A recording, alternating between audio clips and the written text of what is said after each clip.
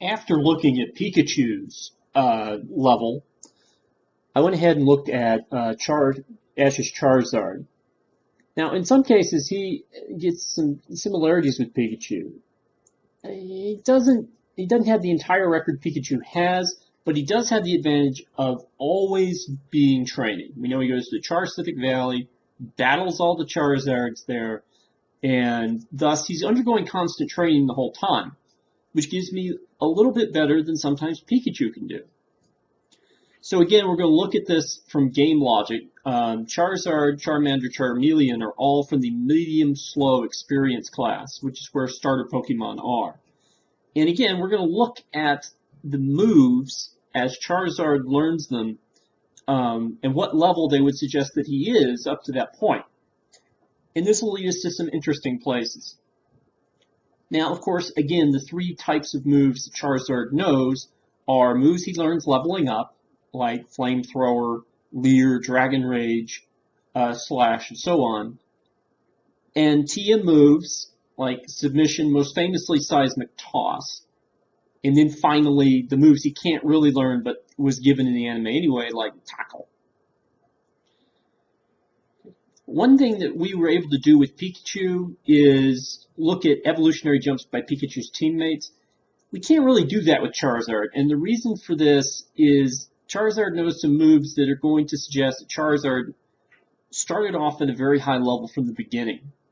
So unfortunately, the Charmeleon evolution at 16 and the Charizard evolution at 36 aren't going to solve much of our problems. Instead, let's look at the moves that we know he has and where they are. Now, if you look at this list of moves, the most important of them you can start to see are going to be Flamethrower from episode 11, Dragon Rage at episode 105, and those two are going to give us our primary understanding for what happens.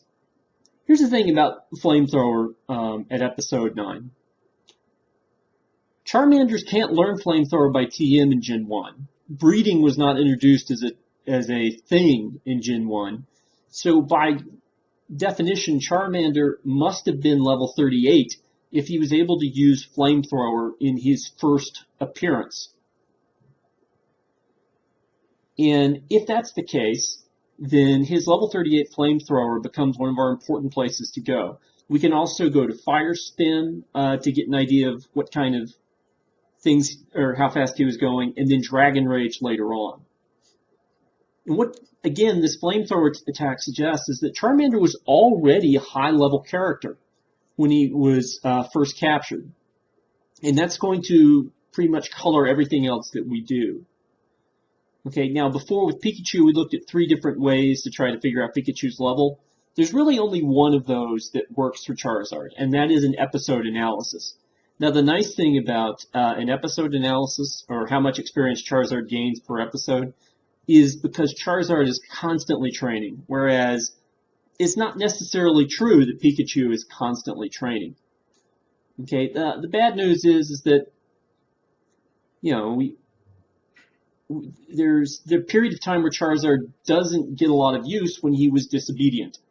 So we're going to have to sort of move away from that. And if we do, you can discover that Charizard has gained, by the time of Black and White, somewhere around 660,000 experience.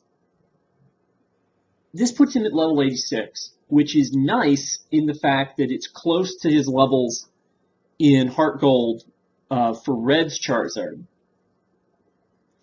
But we really don't get to see Charizard perform at this highest level.